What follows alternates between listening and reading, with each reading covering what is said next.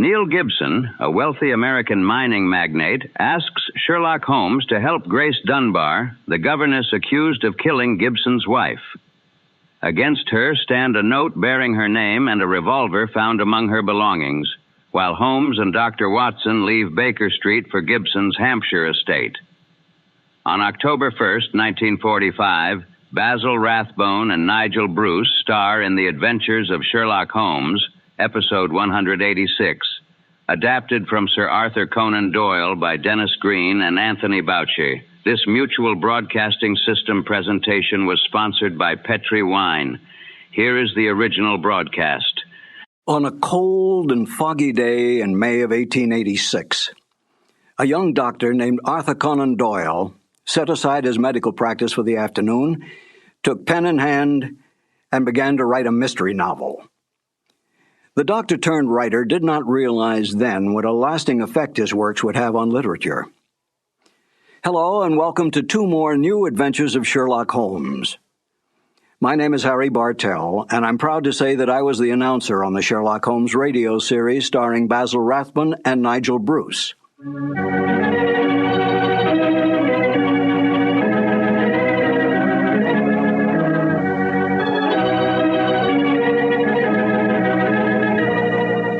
There are more true facts available about the real life of Sir Arthur Conan Doyle than all the fictitious conjectures on the written life of Sherlock Holmes. Yet it was Conan Doyle's great detective that brought the author worldwide fame. This saddened Conan Doyle, for he was really a romantic writer who wanted desperately to be recognized through his well-written historical romance novels. But it was not to be. The first short story to appear, A Scandal in Bohemia, was what made the name of Sherlock Holmes a household word. After writing but 6 short stories, Conan Doyle tired of the great detective. He wanted out. But Conan Doyle's agents, his book publisher, his reading public, and even the author's own mother continued demanding more and more Sherlock Holmes stories. Conan Doyle gave in, spending most of his time devising mystery plots for the great detective to solve, devoting only small periods of time on his other works, all of which he considered more important than Sherlock Holmes. Within months, the popularity of Sherlock Holmes spread worldwide. Conan Doyle was no fool. He knew which side his bread was buttered on, and he soon gave up his medical practice to spend all his time and energy on writing. Today, anyone can go into a bookstore and ask for a copy of Sherlock Holmes stories. Try to do that with any of Conan Doyle's other great works. Such is the power and attraction of the greatest detective of them all, Sherlock Holmes. Now, let's listen to Basil Rathbone and Nigel Bruce in one of the original Conan Doyle mysteries, The Adventures of Thor Bridge.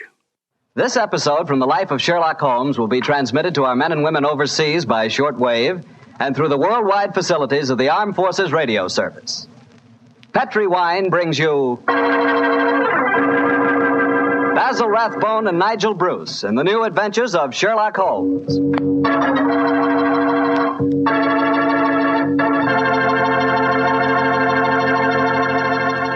The Petri family, the family that took time to bring you good wine, invites you to listen to Dr. Watson tell us another exciting adventure he shared with his old friend, that master detective, Sherlock Holmes.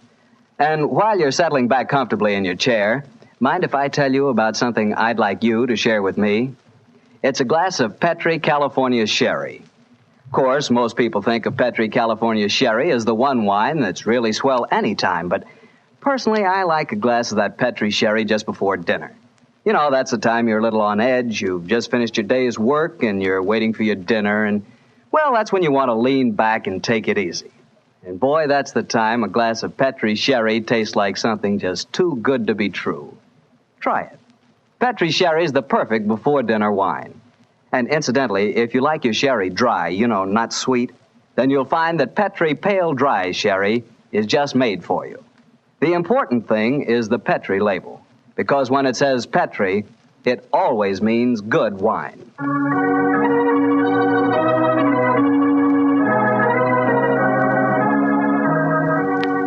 And now for our weekly visit with our good friend and host, Dr. Watson. Good evening, Doctor. Good evening, Mr. Bartell. You're a bit late.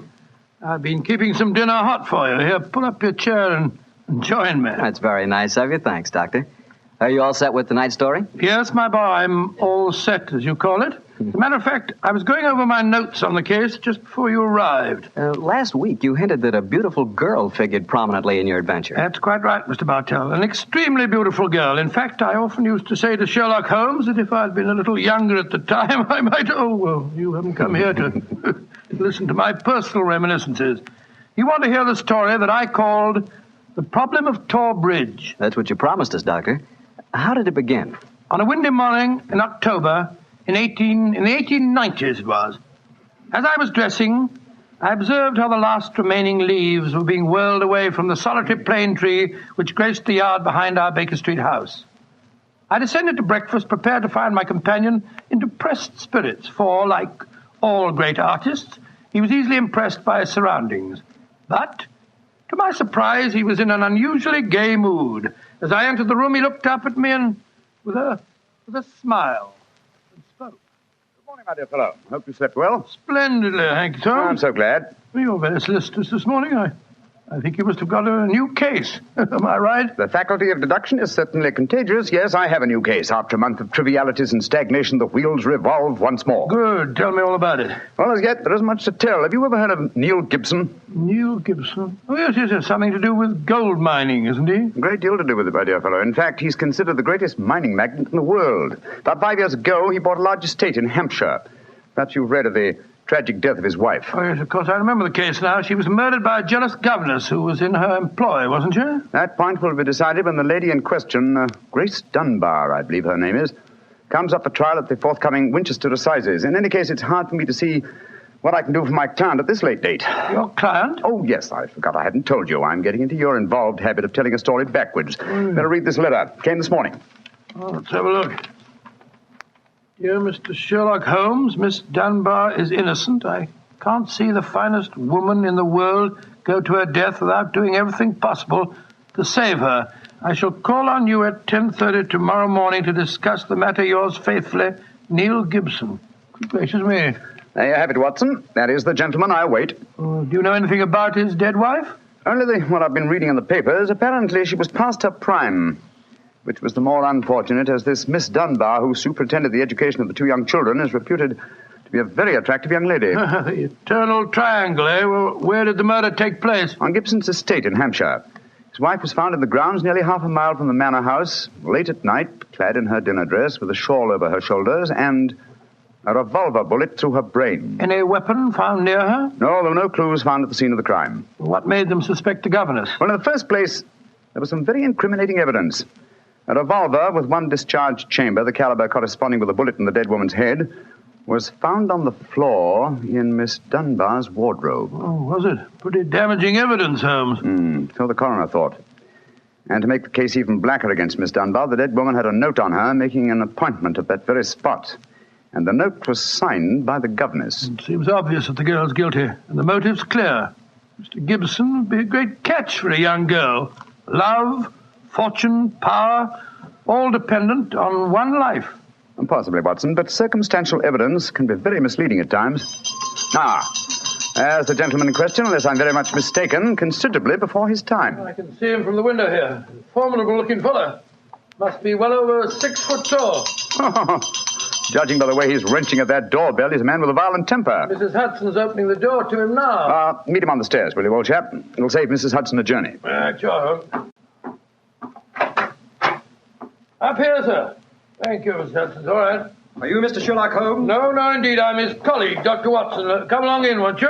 Mr. Neil Gibson, I presume? That's right. So you're the great Sherlock Holmes, huh? The adjective is your own, Mr. Gibson. Sit down, won't you? By the way, you may speak quite freely in front of Dr. Watson. Well, I may as well begin by telling you that money means nothing to me in this case. You can burn it if it's any use to you in lighting the truth.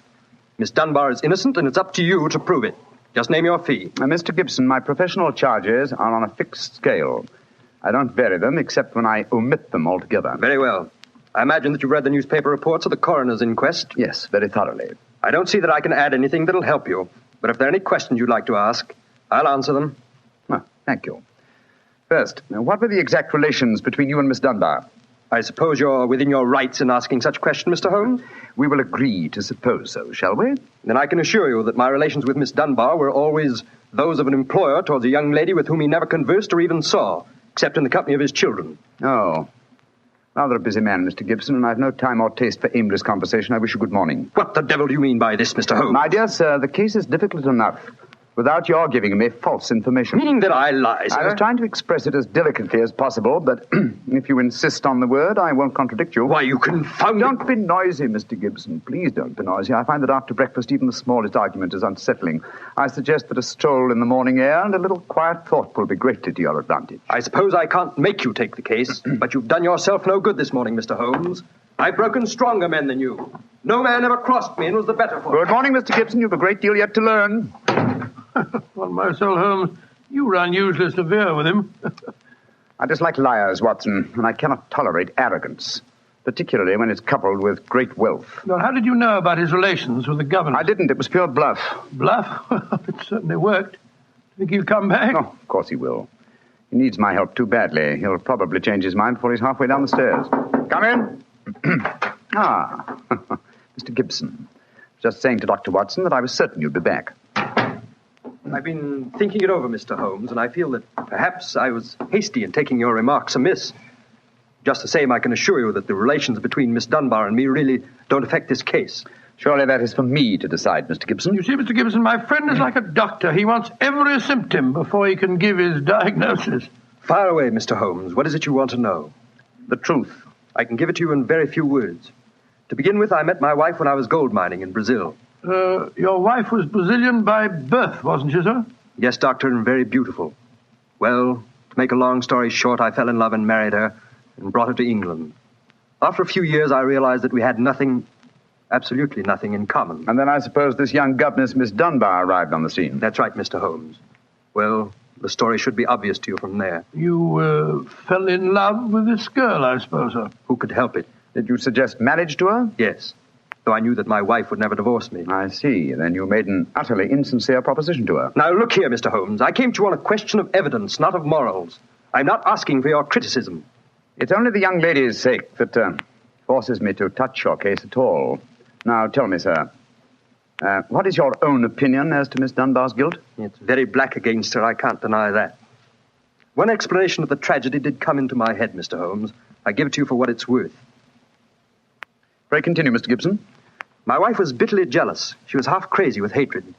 She might have planned to murder Miss Dunbar, or we'll say to threaten the girl with a revolver and so frighten her into leaving us. There might have been a struggle in which the gun exploded and gone off and shot my wife, who was holding it. Well, that possibility has already occurred to me.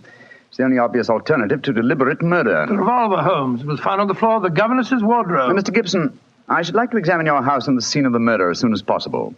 Certainly, Mr. Holmes. Sergeant Coventry of the local police is still down there. He'll give you any help you may need. Excellent. Watson, old fellow, out with the timetable. We're catching the next fast train to Winchester.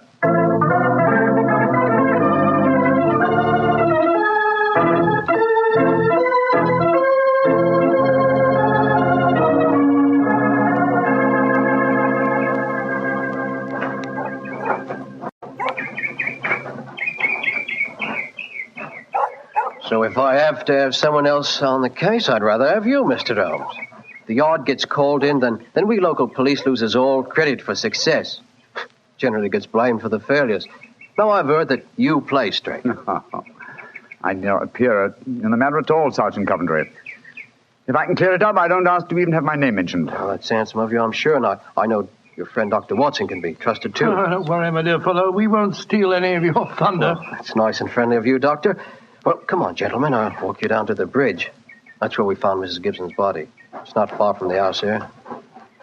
Well, I must say, Mr. Gibson has a beautiful estate. It must be 60 or 70 acres. Oh, nearly twice that, Doctor. The woods back of the house there belongs to him, too. Mr. Holmes. Yes, Sergeant?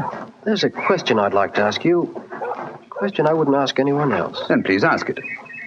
Don't you think there might be a case against Mr. Gibson himself, sir? I've been considering that possibility. That there Miss Dunbar's a bit of all right. If you ask me, he wanted his wife out of the way, and the pistol she was shot with was his pistol, you know. Was that fact proven? Yes, Doctor. It was one of a pair that he had. One of a pair? Where's the other? Well, Mr. Gibson has a lot of firearms. We never quite matched that particular pistol. But the box was made for two. Well, if it was one of a pair, surely you'd be able to match it. Well, we have them all laid out at the house if you want to look them over. Well, we'll do that later. This, I presume, is Thor Bridge. That's right, sir. Found Mrs. Gibson's body lying right here at the approach to the bridge. I see. I gathered from the newspaper reports that the shot was fired at very close quarters. Yes, sir, very close. Near the right temple, wasn't it? Just behind it, sir. How did the body lie, Sergeant? Oh, on spec, Doctor. No trace of a struggle, no marks, no weapon. The note from Miss Dunbar was clutched in her left hand. Clutched, you say? Yes, sir. We could hardly open the fingers to get at it.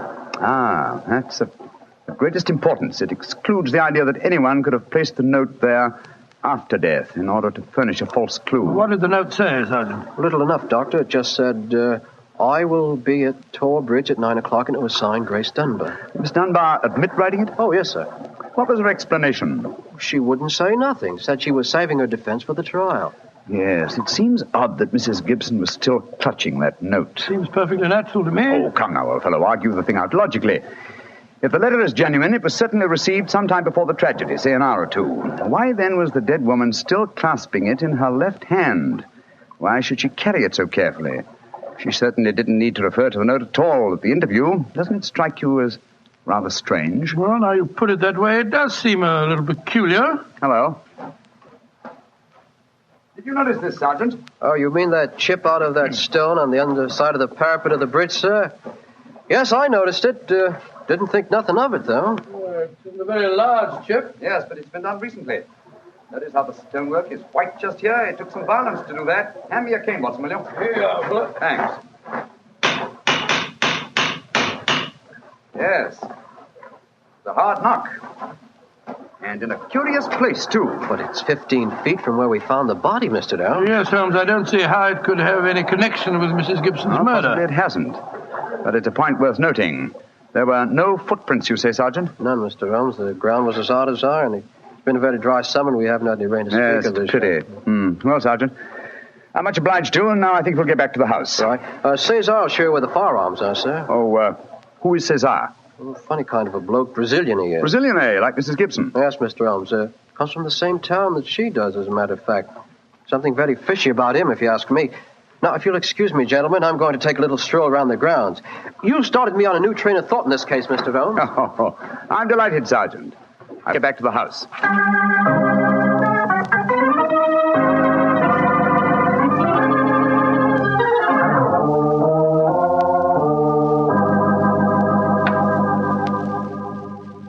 I see.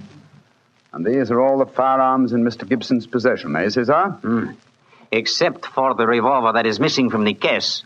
Yes, so I say I see him. Well, I've never seen such a collection of guns and revolvers in my life. Mr. Gibson had many enemies, senor.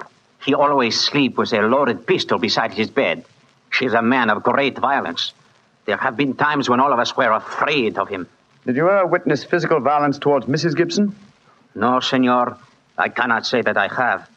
But I have heard him say many terrible things to her. She would taunt her in front of we servants. I have heard him do it many times. Thank you, Cesar. That will be all. Muito bem, senor. You know, Holmes, I still think the case against Miss Dunbar looks very black. I should agree with you if it were not for one fact. The finding of the revolver in her wardrobe. On the soul, Holmes, that seems to me the strongest evidence of all. I think not, old chap. Huh? We must look for consistency. Where there is a want of it, we must suspect deception. I don't quite follow you. Suppose for a moment that we visualize you in the character of a woman who in cold, premeditated fashion is about to murder a rival. You've planned it. A note has been written. The victim has come. You have a weapon. The crime is well done. It has been workmanlike and complete. You mean to tell me that after carrying out so crafty a crime, you'd be so stupid as to forget to fling the incriminating revolver to the bottom of the stream? Or perhaps in the dense reeds that border it? Would you carefully carry it home and put it in the first place that would be searched? Your wardrobe? Well, perhaps in the excitement of the moment, one... No, my dear chap, I won't admit that's even possible. When a crime is coolly premeditated, then the means of covering it are coolly premeditated also. Well, then if Miss Dunbar didn't shoot Mrs. Gibson, who the devil did? I hope I can give you the answer to that question, Watson, when we've made one further visit. Oh, Lord. Where are we going now? To prison, old chap. Prison? Yes, we're going to Winchester Prison to call on Miss Dunbar, I'm certain. that the key to this strange mystery lies in her hands.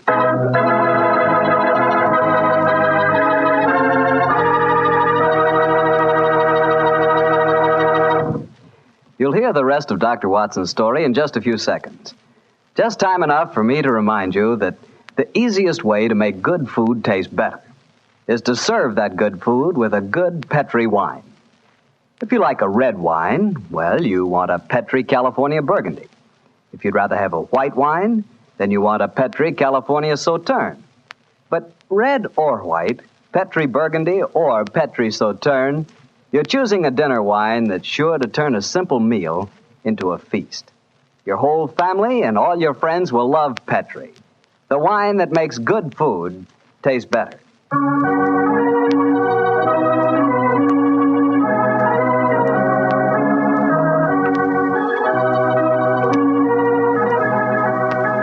And now back to Dr. Watson and tonight's Sherlock Holmes adventure, The Problem of Thor Bridge.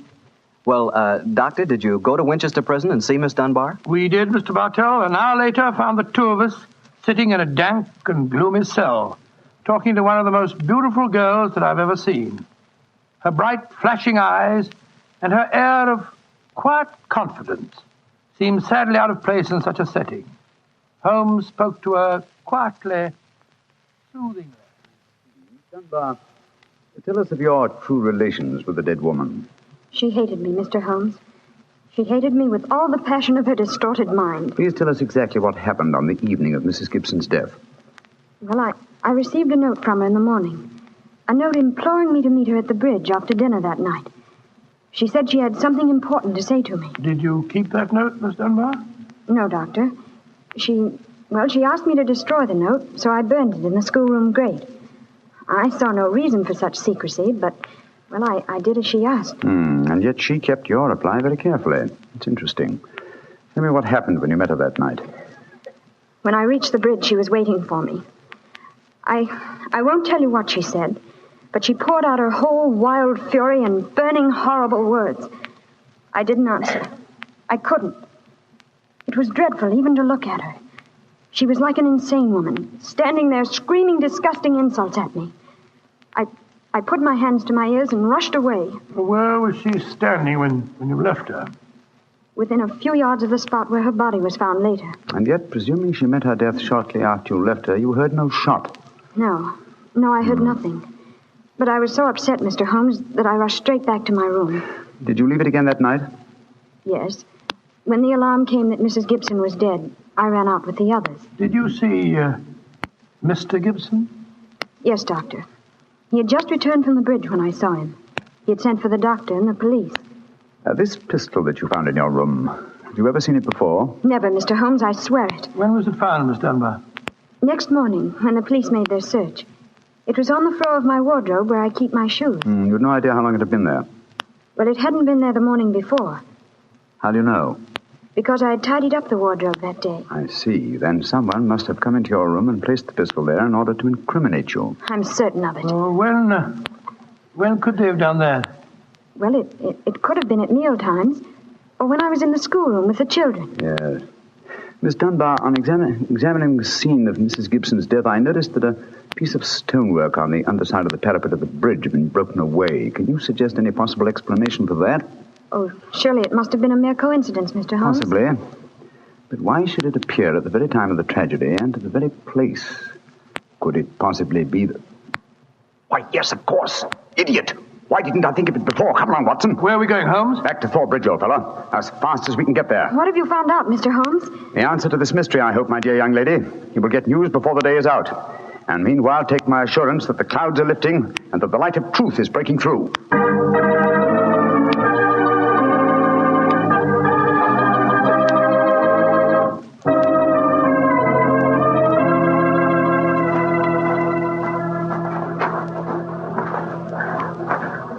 Well, Mr. Holmes, you're soon back here. What have you found out? In a few moments. You got my message? Oh, yes, sir. Here you are. Ball of twine. What you wanted for, I can't imagine. You'll soon see, Sergeant. Watson, I have some recollection that you usually go armed on these excursions of ours. Yes, I'm carrying my revolver. Why? Give it to me, old chap, will you? What? Thanks. Did you? I believe your revolver may have a very intimate connection with the mystery we're investigating. You're joking. Now, Watson, I'm very serious. We have a test to make. If the test is successful, Miss Dunbar will be free before nightfall, and the test will depend on the conduct of this revolver of yours. Yes, take the precaution of unloading it. Uh-huh. There we are. Now, Sergeant, ball of twine, please. Wish I knew what you was up to, sir. I tie one end of the twine like this to the handle of the revolver. So. Sergeant, see if you can find me a heavy stone, will you? Oh, right, you are, sir. Holmes, what are you doing? Trying to reconstruct the killing of Mrs. Gibson. But you've seen me miss the mark before, Watson. I have an instinct for such things, and yet it has sometimes played me false. It seemed a certainty when it first flashed across my mind in Miss Dunbar's cell. But one drawback of an active mind is that one can always conceive alternative explanations which would make our scent a false one. And yet, oh well, we can but try. Here's a nice stone, Mr. Holmes. Thank you, Sergeant. Yes, now, sir. I tie the other end of the twine to the stone. Wait a minute. Like that. Splendid. Sergeant, will you please take this stone and stretch the twine across the parapet of the bridge there, so that the stone will swing just clear of the water on the other side of the bridge. Right, you are, sir. I'll stand on the spot where Mrs. Gibson's body was found. That's it, Sergeant. Over the parapet. How's that, Mr. Holmes? The stone swinging about 8 feet above the water. Splendid.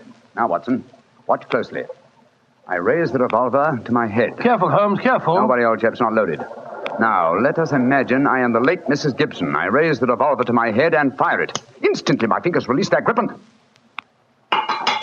There's your answer, Watson. Great Scott, the revolver flashed back out of your hand, struck the parapet of the bridge, and then the weight of the stone flipped it over into the water. Was there ever a more exact demonstration? Come on, old fellow. You're a blooming magician, Mr. Holmes. That's what you are. A blooming magician. Look at that. Observe the second chip on the stonework, the parapet here. Same size as the first. And the murder of Mrs. Gibson... Wasn't murder at all. It was suicide. What? We can follow the various steps quite clearly. A note was extracted very cleverly from Miss Dunbar, a note which made it appear that she had chosen the scene of the crime. Mrs. Gibson, in her anxiety that the note should be discovered, somewhat overdid it by holding it in her hand to the last. That alone should have excited my suspicions earlier than it did. So she stole one of her husband's revolvers and... planted the other one in Miss Dunbar's wardrobe. Exactly. After discharging one of the cartridges, which you could easily do in the woods without attracting suspicion, she then went down to the bridge, where she contrived this exceedingly ingenious method of getting rid of her weapon. When Miss Dunbar appeared, she used her last breath in pouring out her hatred, and then, when the girl had left, carried out her terrible purpose. And the missing revolver? You'll find it with the aid of a grappling hook at the bottom of the stream, and also the stone and the string, with which this vindictive woman attempted to disguise her own crime and fasten a charge of murder on an innocent victim. Yes, Sergeant, and don't forget while you're at it that my revolver's down there, too. No, don't worry, Doctor. I'll get some grappling hooks right away. I must say, Holmes, you've solved this case brilliantly. Quite brilliantly. I disagree, old chap. And I fear that you will not improve my reputation by adding the case of the Thor Bridge mystery to your annals. Oh, nonsense, but that's ridiculous. Oh, no, it isn't, old boy. I've been sluggish in my mind and wanting in that mixture of imagination and reality, which is the very basis of my art. I confess that the chip in the stonework was a sufficient clue to suggest the true solution, and I blame myself for not having attained it sooner. Well, Holmes, personally, I agree with the sergeant's opinion of you. Oh? What was that, old fellow? You're a blooming magician, Mr. Holmes. That's what you are, a blooming magician.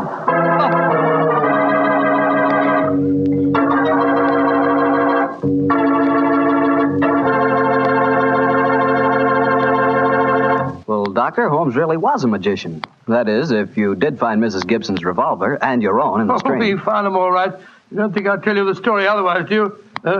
What do you take me for, anyway? Well, now that you ask, I'll tell you. I take you for a very charming gentleman, a wonderful storyteller, and a fine host. Oh, that's very nice. Really, Well, you are a gentleman of the old school. And you do tell a fine story. You flatter me, And you are a perfect host. That meal we had tonight was wonderful. Oh, it was, And, that wine, what kind was it? It was Petri wine, and you know it. And I should have known that you were leading up to something. Mr. Bartell, you should be ashamed of yourself. You will do anything to get a chance to talk about Petri wine. Oh, I can't say I blame you. Well, honestly, Doctor, I meant everything I said. But you don't really want me to stop talking about Petri wine, do you? After all, it's worth talking about, isn't it? What other wine is made with the loving care that goes into Petri wine? Don't forget, Petri wine is made by the Petri family. Winemaking is their business. Why, they've been making wine for generations, handing down from father to son, all their skill and knowledge and experience. You can be sure the Petri family really knows plenty about the fine art of turning luscious grapes into delicious wine. That's why, whether you want a wine for before dinner, with dinner, or for any time, you can't go wrong with a Petri wine, because Petri took time to bring you good wine. And now, Dr. Watson, what new story are you planning to tell us next week? Well, next week, Mr. Bartell, I'm going to tell an adventure that Holmes and I had amid the oriental magnificence of a Maharaja's palace in India. India? Sounds intriguing. What were you and Sherlock Holmes doing out there, Doctor? Well, we'll have to wait till next week for the answer to that question, my boy. But I can tell you that it was one of the weirdest problems that we ever had to solve. I call the story The Vanishing Elephant.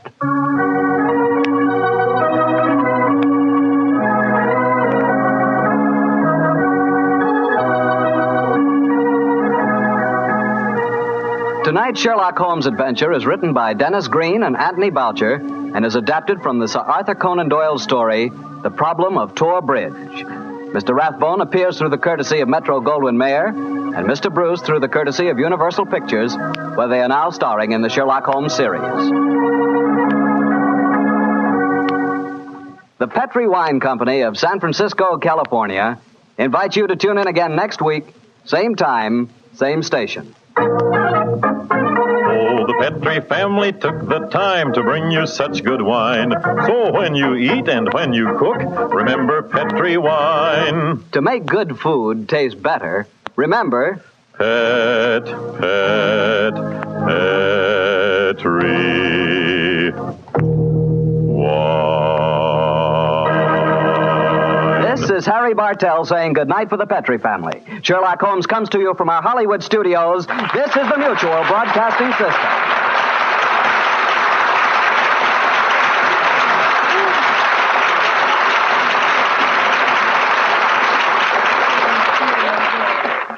Of course, many of you are already familiar with this intriguing mystery story, but this is the first time in over 40 years that Basil Rathbone and Nigel Bruce have had the pleasure of once again entertaining you with Sir Arthur Conan Doyle's original story, The Adventure of Thor Bridge. This is Harry Bartell. I'll be right back with more notes on Sir Arthur Conan Doyle and another new adventure of Sherlock Holmes.